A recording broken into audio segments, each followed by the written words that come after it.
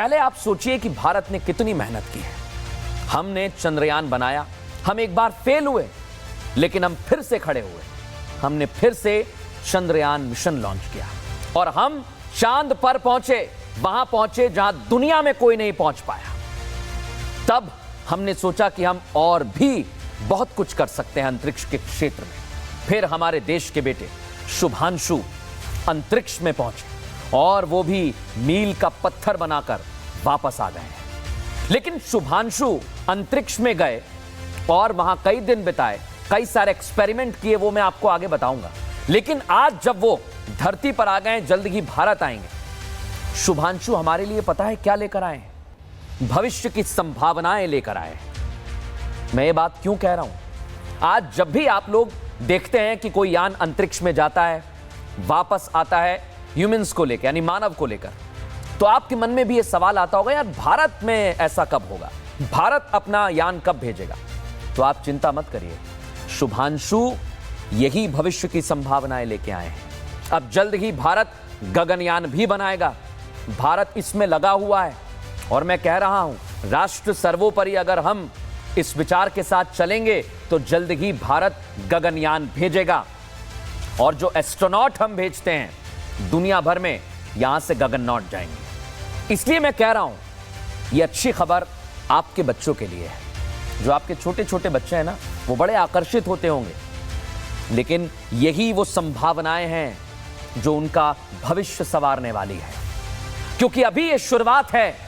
अभी अंतरिक्ष में बहुत सारी ऐसी जानकारियां हैं जिनका सामने आना बाकी है, और बहुत सारी ऐसी संभावनाएं हैं जिनको लेकर अभी हम और आप नहीं जानते हैं। ये हमारे बच्चे होंगे और शुभांशु वही सीख लेकर आए हैं। आपको याद होगा, जब शुभांशु अंतरिक्ष में गए थे तो उन्होंने वहां से भारत को एक संदेश दिया था। प्रधानमंत्री नरेंद्र मोदी ने जब उनसे बात की तो उन्होंने एक संदेश दिया था कि ये भारत के लिए गर्व का पल है, ये भारत के भविष्य के लिए गर्व का पल है। क्योंकि आज शुभांशु पहुंचे हैं, कल शुभांशु जैसे कई सारे बच्चे जो साइंटिस्ट बनना चाहते हैं, जो वैज्ञानिक बनना चाहते हैं, उनके लिए अपार संभावनाएं खुलेंगी। भविष्य के दरवाजे शुभांशु ने खोल दिए हैं। अब जरूरत है आपको, आपके बच्चों को तैयार रहने की। देखिए शुभांशु की यात्रा कैसी रही।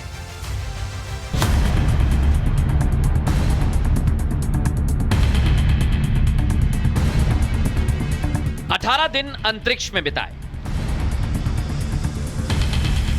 दोपहर 3:02 पर धरती पर शुभ कदम।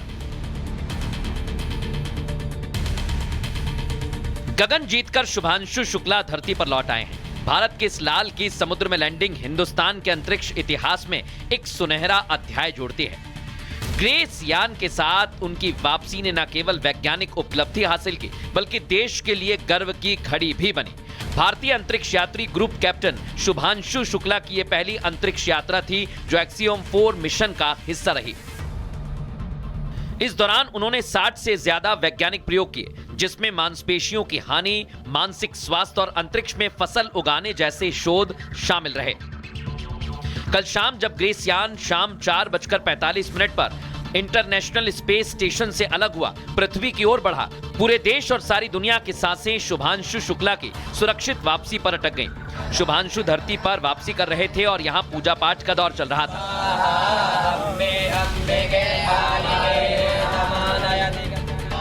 वाराणसी से लेकर हरिद्वार तक शुभांशु शुक्ला की सकुशल वापसी के लिए मंत्रोच्चार के साथ मनोकामनाओं का दौर भी जारी रहा। शुभांशु के माता पिता से लेकर पूरा परिवार स्क्रीन पर टकटकी लगाए बैठा रहा। इसी पूजा पाठ और कामनाओं का नतीजा ये रहा कि कैलिफोर्निया के तट के पास प्रशांत महासागर में शुभांशु शुक्ला और उनके 3 साथियों ने सुरक्षित लैंडिंग की। शुभांशु की सफल लैंडिंग के बाद देश का सीना गर्व से चौड़ा हो गया। उनकी मां की आंखें लाल की सुरक्षित लैंडिंग के बाद नम हो गईं। तो पिछले 6 साल से लगा हुआ था, इसी की तैयारी में लगा हुआ था। हम लोग तो पिछले 6 साल से देख रहे हैं उसको। हनुमान जी की कृपा है, शंकर जी की कृपा है, सबकी कृपा है, जिसकी वजह से सेफ लैंडिंग। बहुत अच्छा लगा, बहुत अच्छा लगा। हनुमान जी की कृपा है, सब सावन का महीना है, भोलेनाथ जी की कृपा है। 10 दिन की आइसोलेशन के बाद शुभांशु शुक्ला नॉर्मल लाइफ में लौटेंगे, लेकिन उनकी अंतरिक्ष यात्रा हमेशा याद रखी जाएगी। देश के लिए इससे ज्यादा गर्व का पल आज तक कुछ नहीं है, लेकिन देश में जहां खुशी का माहौल है, वहीं कांग्रेस नेता उदित राज के बयान ने राजनीतिक माहौल गरमा दिया है। उदित राज ने कहा कि ओबीसी दलित समुदाय के लोगों को शुभांशु शुक्ला की जगह अंतरिक्ष में भेजा जा सकता था। पहले राकेश शर्मा भेजे गए तो उस समय SC ST OBC के लोग इतना पढ़े लिखे नहीं थे। इस बार मुझे लगता है बारी थी किसी बैकवर्ड को, किसी दलित को भेजना चाहिए था। कोई परीक्षा तो देके गए नहीं, तो किसी दलित OBC को भी शुक्ला जी की जगह पर भेजा जा सकता है। कांग्रेस पार्टी किस मानसिक दिवालियापन का शिकार हो चुकी है? भारत के गर्व शुभांशु शुक्ला जी को भी अब धर्म जाति के आधार पर देखने लगे हैं। जहां देश को शुभांशु पर गर्व है, वहीं कांग्रेस को इसमें जाति धर्म दिख रहा है। इससे ज्यादा ऊंची राजनीति और क्या होगी। खैर, शुभांशु 17 अगस्त को दिल्ली आएंगे, जिसे लेकर भारतवासियों में उत्साह है, क्योंकि शुभांशु ने दुनिया को बता दिया उनके लिए राष्ट्र सर्वोपरि है। पहले आप सोचिए कि भारत ने कितनी मेहनत की है। हमने चंद्रयान बनाया, हम एक बार फेल हुए, लेकिन हम फिर से खड़े हुए। हमने फिर से चंद्रयान मिशन लॉन्च किया और हम चांद पर पहुंचे, वहां पहुंचे जहां दुनिया में कोई नहीं पहुंच पाया। तब हमने सोचा कि हम और भी बहुत कुछ कर सकते हैं अंतरिक्ष के क्षेत्र में। फिर हमारे देश के बेटे शुभांशु अंतरिक्ष में पहुंचे और वो भी मील का पत्थर बनाकर वापस आ गए हैं। लेकिन शुभांशु अंतरिक्ष में गए और वहां कई दिन बिताए, कई सारे एक्सपेरिमेंट किए, वो मैं आपको आगे बताऊंगा। लेकिन आज जब वो धरती पर आ गए, जल्द ही भारत आएंगे, शुभांशु हमारे लिए पता है क्या लेकर आए हैं? भविष्य की संभावनाएं लेकर आए हैं। मैं ये बात क्यों कह रहा हूं? आज जब भी आप लोग देखते हैं कि कोई यान अंतरिक्ष में जाता है, वापस आता है ह्यूमंस को लेकर, यानी मानव को लेकर, तो आपके मन में भी ये सवाल आता होगा, यार भारत में ऐसा कब होगा?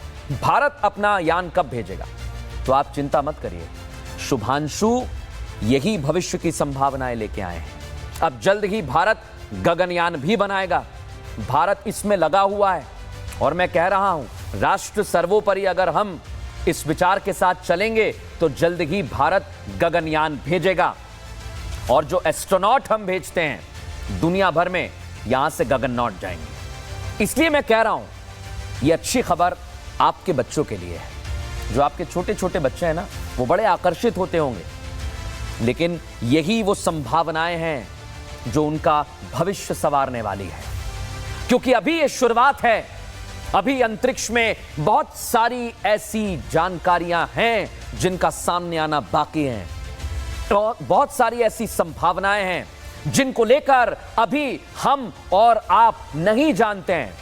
ये हमारे बच्चे होंगे और शुभांशु वही सीख लेकर आए हैं। आपको याद होगा, जब शुभांशु अंतरिक्ष में गए थे तो उन्होंने वहां से भारत को एक संदेश दिया था। प्रधानमंत्री नरेंद्र मोदी ने जब उनसे बात की